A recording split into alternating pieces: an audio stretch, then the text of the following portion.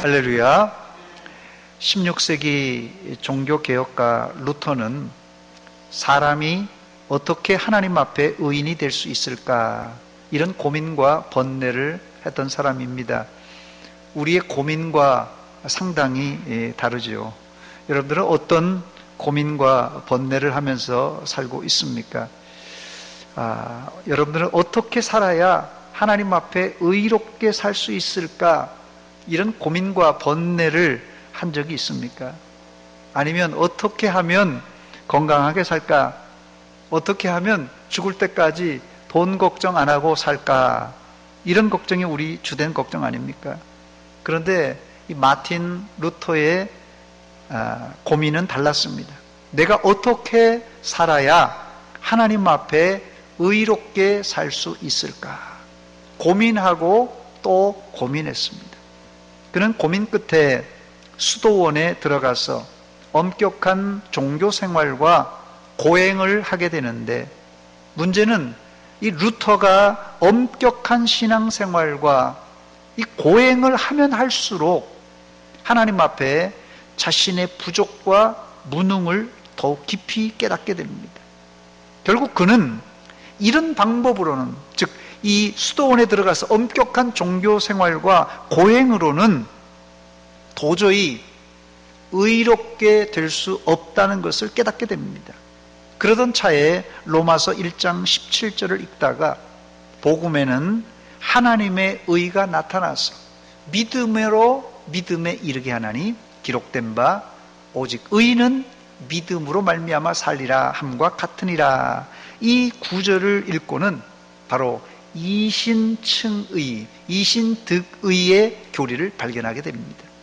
루터의 이신층의 교리는 자신이 의롭게 되려고 몸부림치고 몸부림친 결과 플러스 자기가 신학 교수로서 로마서를 학생들에게 가르치고 또 로마서를 연구하면서 발견한 바로 깊은 학문적 연구의 결과입니다. 그러니까 이신칭의가 그냥 갑자기 하늘에서 뚝 떨어진 것이 아니라 자기가 의롭게 살려고 몸부림치고 몸부림치던 차에 하나님의 말씀을 통하여서 깊은 학문적인 연구의 결과, 바로 이 이신칭의라는 교리를 발견한 것입니다.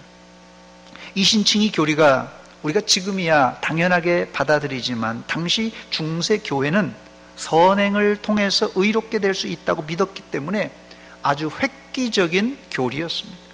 여기서 말하는 이 선행은 윤리도덕적인 의미의 선행이 아니라 이 당시 중세에는 미사를 드리는 것, 또 교회 축일, 성자들의 축일에 참여하고 또 자선을 베풀고, 더 나아가서 이 수도원의 금욕적인 삶과 더 나아가서는 심지어는 이 면죄부를 사는 것까지 포함해서 바로 이 선행이라고 말합니다. 이것을 우리는 행위의 의, 인간의 의 혹은 행위칭의라 이렇게 부릅니다.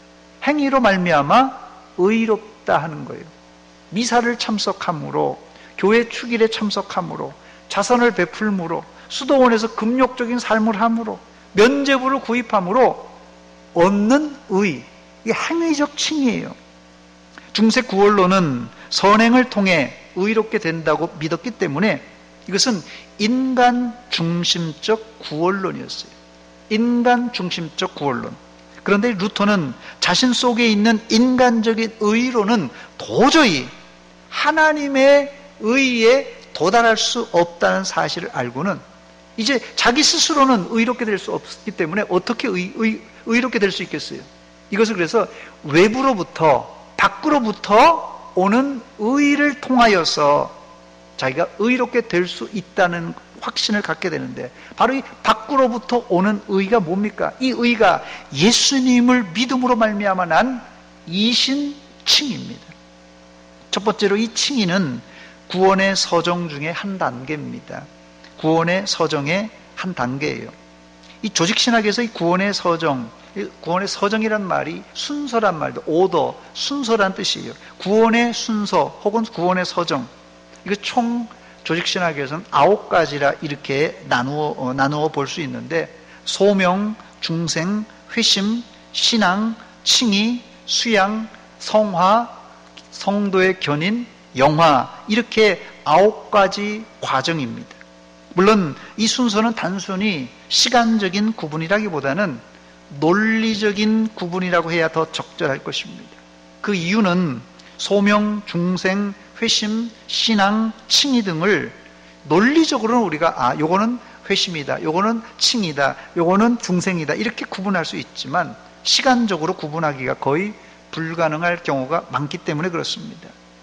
칭의는 구원의 서정 중 5번에, 이 5번째, 이 조직신학에서는 5번째에 해당되는데, 이 칭의란 사전적인 정의가 이렇습니다. 예수 그리스도의 보혈을 근거로 믿는 죄인을 의롭다고 선언하시는 하나님의 법정적 행위라 이렇게 말합니다. 구약 히브리어로 이 칭의는 이 체덱이라 이렇게 혹은 체다카 이렇게 부르는데요. 이 체다카 이런 단어가 칭이란 단어인데 신명기 25장 1절에 이 단어가 나오는데 이 단어가 사용된 용례는 사람 간에 시비가 붙었어요. 사람 간에 시비가 생겨서 이 재판관이 재판할 때 재판관이 시시비비를 가려서 의인을 의롭다 선언할 때 사용하는 단어가 이 체덱 혹은 체다카라는 칭이라는 단어입니다. 즉 칭이란 의롭게 만들어준다는 의미가 아니라 법적으로 판단해서 의롭다고 선언해 주는 것을 의미합니다. 그러므로 이 칭의의 성경적 용례는 실제적으로 의롭게 변화되는 과정을 말하기보다는 죄인의 신분이 바뀐 것에 대한 법적인 선언이다 이렇게 말씀드릴 수 있습니다. 그래서 이 신약의 바울 사도는 다윗의 시를 인용하면서 로마서 4장 6절로 8절에 이 칭의를 이렇게 정의하는데, 명백한 죄인임에도 불구하고 하나님께서 죄 없다고 여김을 받는 것, 바로 이게 칭의라고 하는데요. 일한 것이 없이, 보니까 이 4장 6절에 일한 것이 없이, 일한 게 아무것도 없어요. 근데 하나님께서 의로 여기심을 받는 사람의 복에 대하여 다윗이 말한 바, 7절에 보니까 불법이 사함을 받고 죄가 가리어짐을 받는 사람들은 복이 있고, 8절에 보니까 주께서 그 죄를 인정하지 아니하실 사람은 복이 있도다 함과 같으니라 그랬어요. 여기서 이 다윗이 받은 복은 다른 복이 아닙니다.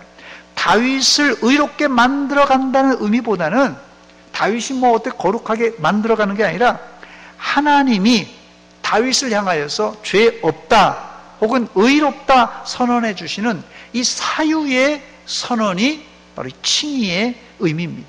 이 사유란 말은 죄를 용서한다 혹은 죄를 사면한다 그런 뜻이에요. 사유란 말이.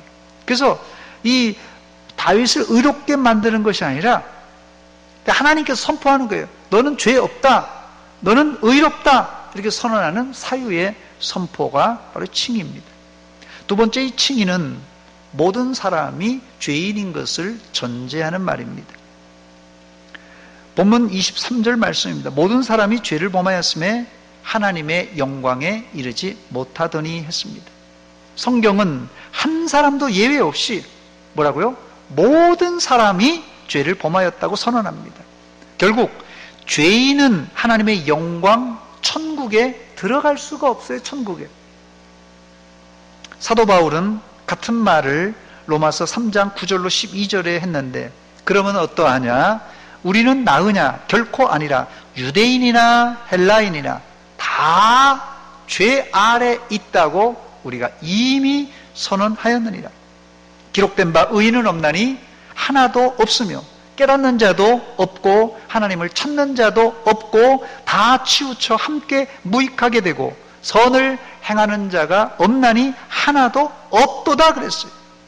바울 사도는 유대인이나 헬라인이나 다 죄 아래 있다고 앞서 선언했는데 뒤에 다시 의인은 없으며 한 명도 없다고 반복합니다.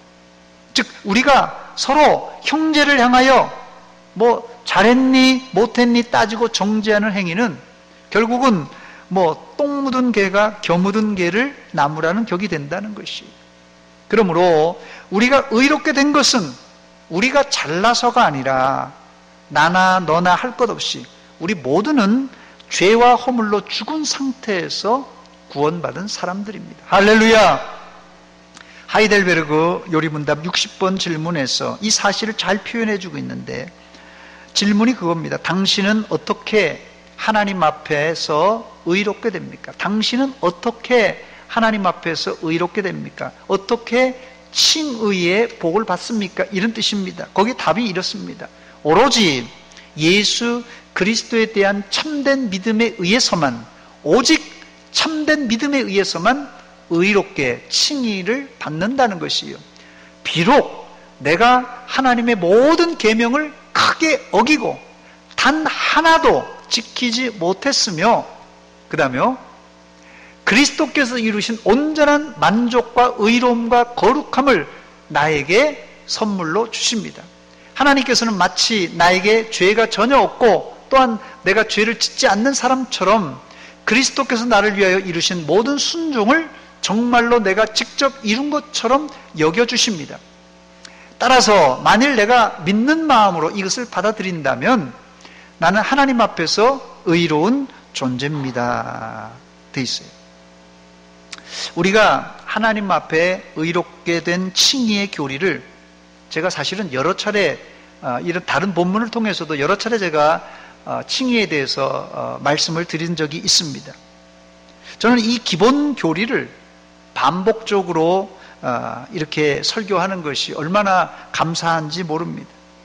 이 소요리 문답을 영어로는 이 캐티키즘, 카티키즘 이렇게 말하는데, 이 소요리 문답, 이 캐티키즘을 우리 믿음의 선진들은 이것을 매년 교회와 가정에서 반복해서 가르쳤습니다.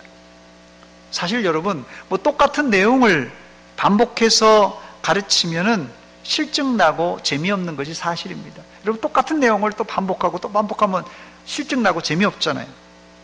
그러나 이 청교도 시대에 이 소요리 문답을 반복하여, 심지어 당시에는 글을 모르는 사람들이 많았기 때문에 책을 갖다 줘도 못 읽기 때문에 그냥 이 질문을 외워버리고 답을 외워버렸어요. 그래서 거의 암송을 시켰습니다. 1600년, 1700년 시대에는 아예 그 소요리 문답을 문제 딱 나오면 답을 그냥 달달달 외우게 만들었어요. 그래서 암송시키다시피 가르친 결과 그 소요리 문답의 능력이 어디서 나타나냐면요, 이 목회 현장, 선교지 현장에서 폭발적으로 부흥의 역사로 이렇게 일어났습니다.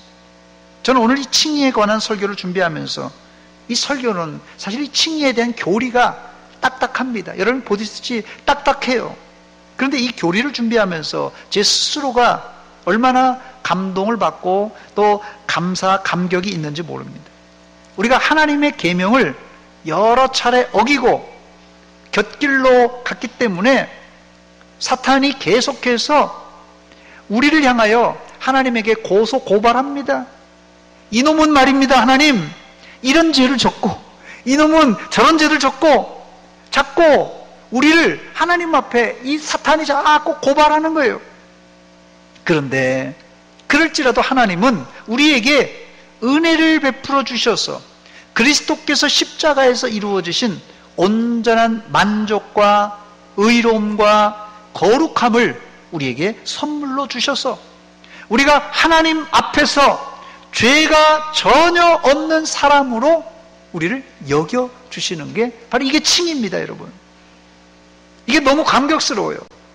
그것뿐이 아닙니다. 더 나아가서 그리스도께서 우리를 위해서 친히 감수하신 이 십자가의 순종을 비롯해서 모든 순종, 예수님께서 이 땅에 오셔서 하신 순종, 그 모든 순종을 어떻게 간주하는지 아세요?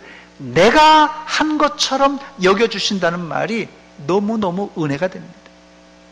제가 다시 이 하이델베르그 요리문답 60번 질문을 읽습니다. 여러분들이 천천히 보시고 답을 한번 해주시기 바랍니다. 당신은 어떻게 하나님 앞에서 의롭게 됩니까? 답을 보여주세요. 시작. 한번 같이 읽어보겠습니다. 시작. 오로지 예수 그리스도에 대한 참된 믿음에 의해서만 의롭게 됩니다.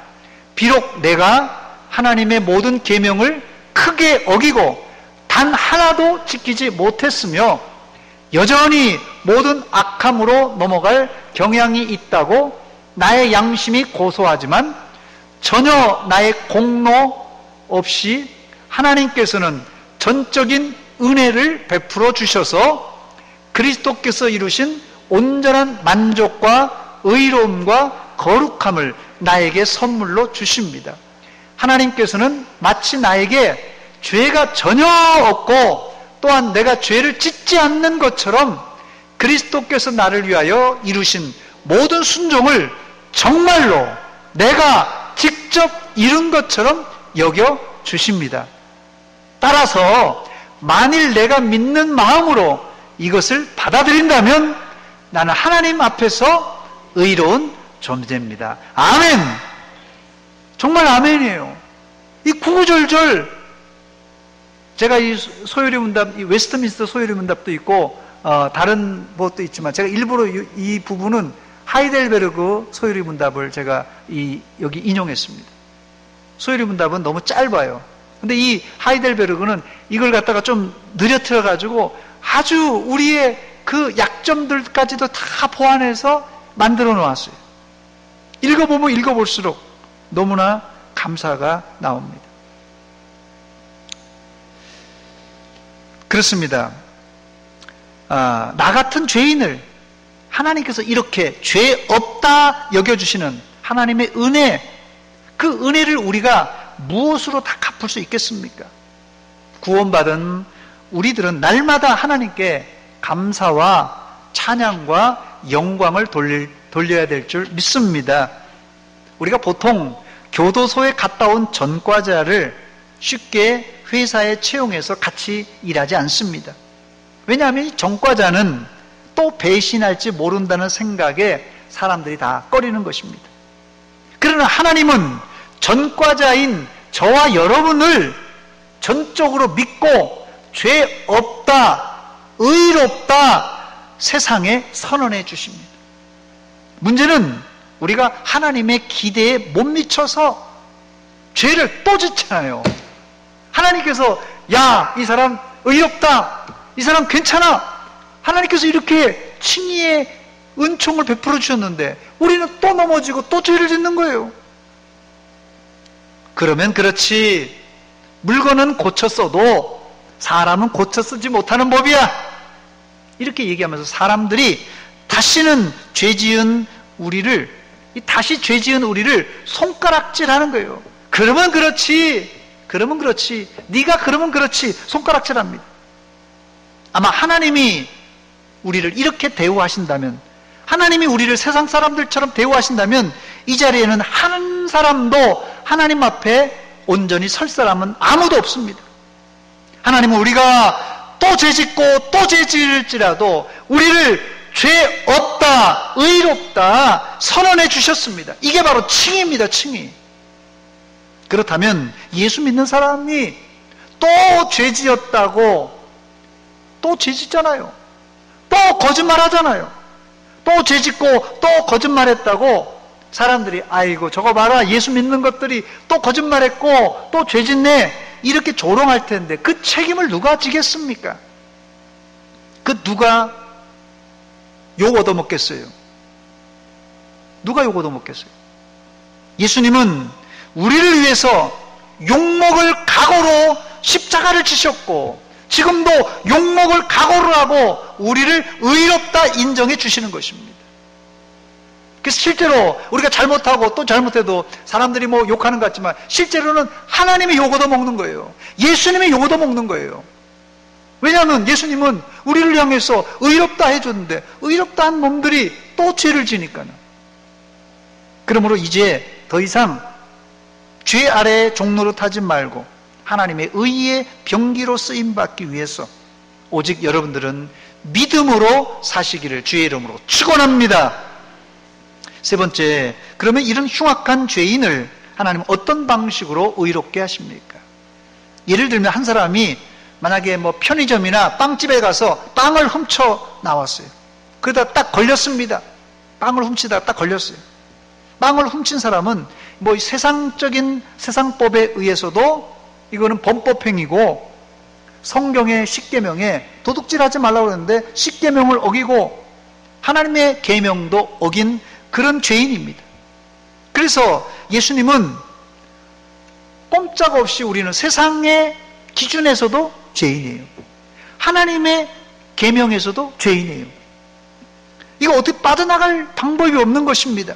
그래서 예수님은 이런 기존의 율법 체계에서는 우리를 의롭다 할 방법이 없어서 새로운 법 체계를 우리를 위해서 만드셨습니다. 그 법이 뭡니까? 십자가의 도를 믿는 믿음의 법입니다.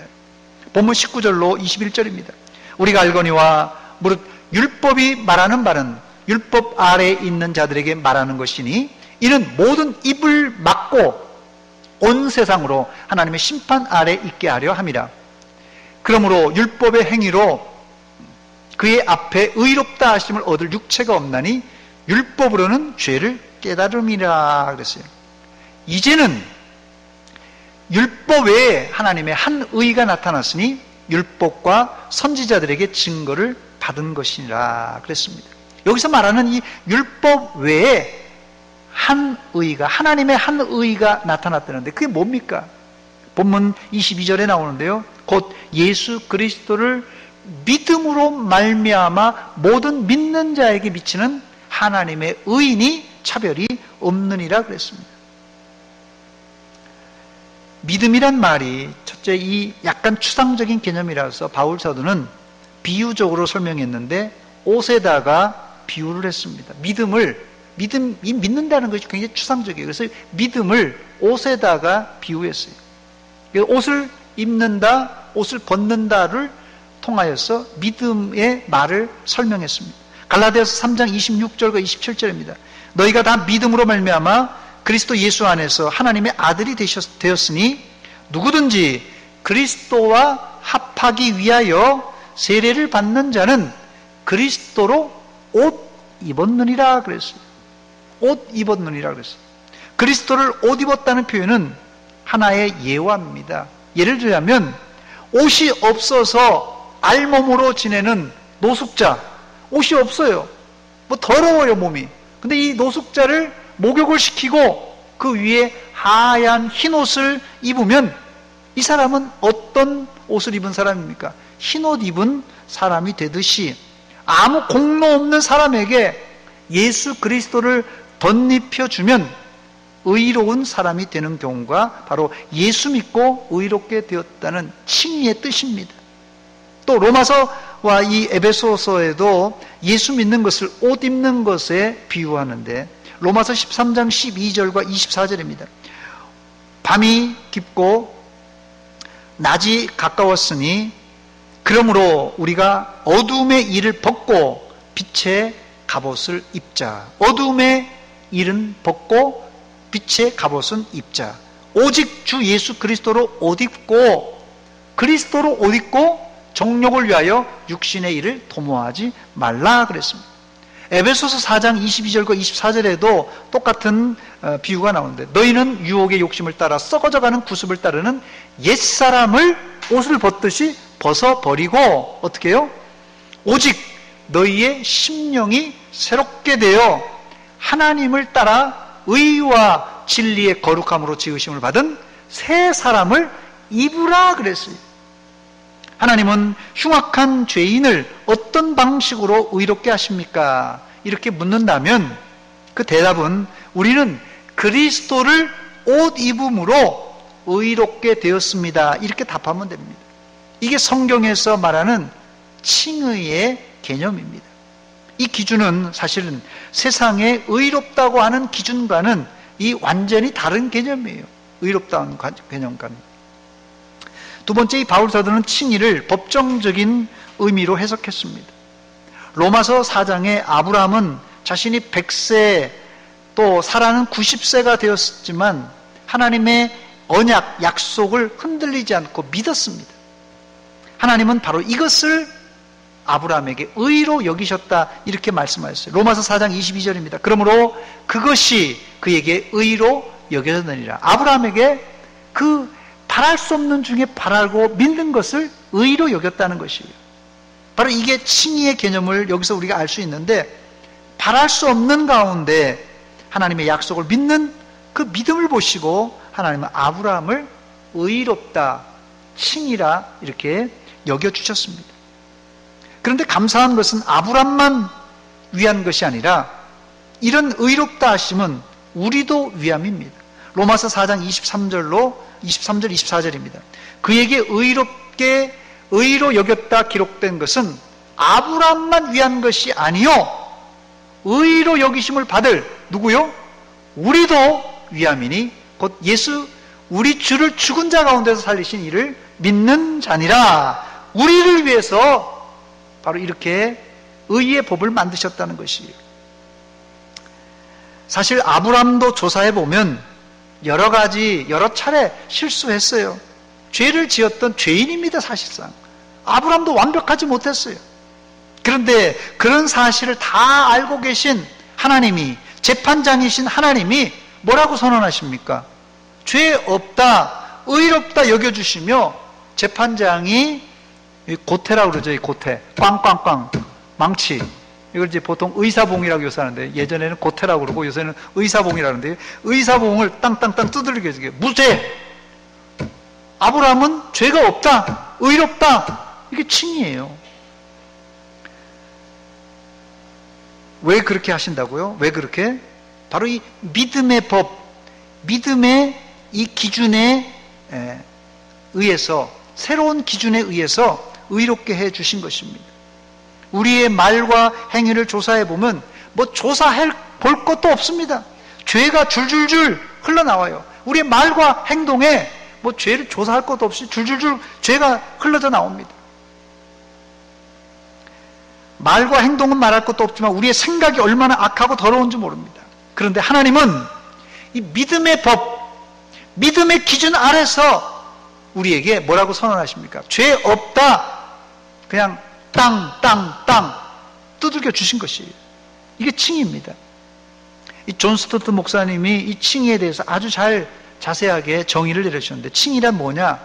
복음의 심장이며 또 기독교의 독특성을 의미한다고 하며, 칭의의 기원은 하나님과 그의 은혜이고 칭의의 기초는 그리스도와 그의 십자가이며, 칭의의 수단은 행위가 아닌 오직 믿음이라고 했습니다. 그래서 이 칭의는 우리 기독교 복음의 가장 핵심, 심장과 같다고 그랬어요. 그리고 이 칭의의 기원은 우리의 행위가 아니라 하나님의 은혜에 기초하고, 그 그리스도의 십자가에 기초합니다. 그리고 그 칭의의 수단이 바로 오직 믿음으로 우리가 의롭게 받는 것입니다.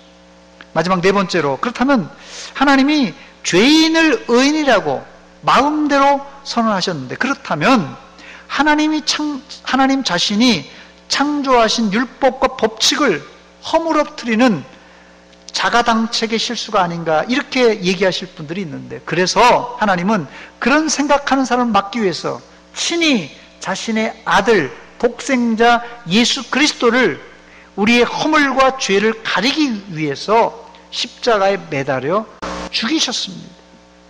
이 대목에서 정상적인 성도라면 막 충격을 받아야 되고 얼어붙어야지 정상입니다. 우리의 허물과 죄를 가리기 위해서 전능하신 하나님이 뭐 사람이 지은 죄 그까짓 것 어떻게 그냥 쓱싹쓱싹 없애버리면 되지 않겠습니까? 그런데 하나님은 그런 방법을 선택하지 않고 자기의 독생자 예수 그리스도를 희생하면서까지도 우리의 죄를 이제 대속해 주셨어요. 즉 하나님은 실오라기 같은 작은 죄와도 타협하지 않고 그 대가를, 아주 값비싼 대가를 지불하셨습니다. 그러므로 예수님의 십자가의 교리를 꽉 붙잡고 있는 성도라면 절대 죄를 물고 먹듯이 짓고 회개하고 또 죄 짓고 또 회개할 수 없습니다, 여러분. 언제부턴가 한국교회 값싼 복음으로 도배가 되었는데, 복음이 이건 변질된 겁니다, 여러분. 십자가의 구속을 생생하게 체험한 사람이라면 쉽사리 죄를 짓고 또 회개하고 죄 짓고 또 회개하고 이렇게 반복할 수 없다는 것입니다. 본문 23절과 24절입니다. 모든 사람이 죄를 범하였음에 하나님의 영광에 이르지 못하더니 24절에 보니까 그리스도 예수 안에 있는 속량으로 말미암아 하나님의 은혜로 값없이 의롭다 하심을 얻은 자 되었느니라 그랬습니다. 한국 사람들이 좋아하는 게 뭡니까? 공짜 좋아하지 않습니까? 한국 사람들이 공짜를 좋아하는데 이 본문의 값없이가 바로 공짜라는 뜻이에요. 그런데 세상에 공짜는 없습니다, 여러분. 뭐 핸드폰 공짜로 준다고 뭐 광고 붙여놨는데 공짜 없습니다, 여러분. 심지어 장사하는 사람들은 아이고 이거 밑지가 파는 겁니다. 밑지고 판다고 그래요. 순진하게 밑지고 파는 줄 믿고 있어요. 또 장사꾼이 밑지는데 왜 팝니까? 파는데 밑지는데 왜 팔아요? 뭐 그래서 조금 남는 거 있으니까 파는 거 아니겠어요? 세상에 공짜가 없듯이 성경의 이 값없이라는 구절은, 값없이라는 구절이 나오는 앞에 구절, 뒤에 구절을 잘 살펴보면 결코 공짜가 아닌 것을 알 수 있습니다. 핸드폰도 공짜가 없듯이, 핸드폰 공짜라고 그래도요, 계약서 잘 읽어보면 거기 다 뭐 어떻게 이렇게 되든 저렇게 되든 돈을 다 지불하게 돼 있습니다. 공짜가 없어요. 설령 진짜 공짜라고 할지라도 이 공짜라는 말은 누군가 대가를 지불했다는 뜻입니다. 다시 본문 24절입니다. 그리스도 예수 안에 있는 속량으로 말미암아 하나님의 은혜로 값없이 의롭다 하심을 얻은 자 되었느니라 그랬어요. 하나님의 은혜로 값없이 의롭다 얻었다 말씀하고 있습니다. 이제 말씀을 맺습니다. 하나님은 죄로 더러워진 우리를 깨끗하게 죄 없다 하시려고 자신의 독생자 예수의 생명의 값을 치르시고 우리를 의롭다고 칭의를 선언하셨습니다. 우리 입장에서는 이거는 공짜예요. 그렇지만 하나님 입장에서는 자기의 아들을 죽이면서 이루신 고귀한 값을 치른 구원입니다. 이 엄청난 칭의인 구원을 우리가 받았으니까 이제는 우리가 좀 더 하나님께 믿음으로 반응하여 하나님의 자녀로서 성숙한 생각, 말, 그리고 행동으로 하나님을 기쁘시게 하는 성도들이 되시기를 주의 이름으로 축원합니다. 여러분은 이 큰 구원을 어떻게 받았다고요? 믿음으로 받았습니다. 오직 믿음으로 받았습니다. 일평생 하나님께, 이 나를 의롭다 하신 하나님께 감사와 찬양과 영광 돌리시기를 주의 이름으로 축원합니다. 같이 기도하겠습니다. 이 시간 기도할 때 하나님, 나 같은 죄인을 우리 입장에서는 값없이, 주님 하나님 입장에서는 값비싼 대가를 치르고 죄 없다, 의롭다 칭해 주신 거 감사합니다. 이제까지 우리가 잘나서 예수 믿는 줄, 우리가 잘나서 구원받은 줄 아는데 하나님 용서하여 주시옵소서. 하나님 부족합니다. 연약합니다. 용서하여 주시옵소서. 이제는 하나님에게 의롭다 칭함받은 사람으로서, 하나님의 백성으로서 행동하게 하시고 말하게 하시고 생각하게 하시고 살게 하여 주시옵소서. 예수님의 이름으로 기도하옵나이다. 아멘. 찬송가 542장 같이 찬송 부릅니다.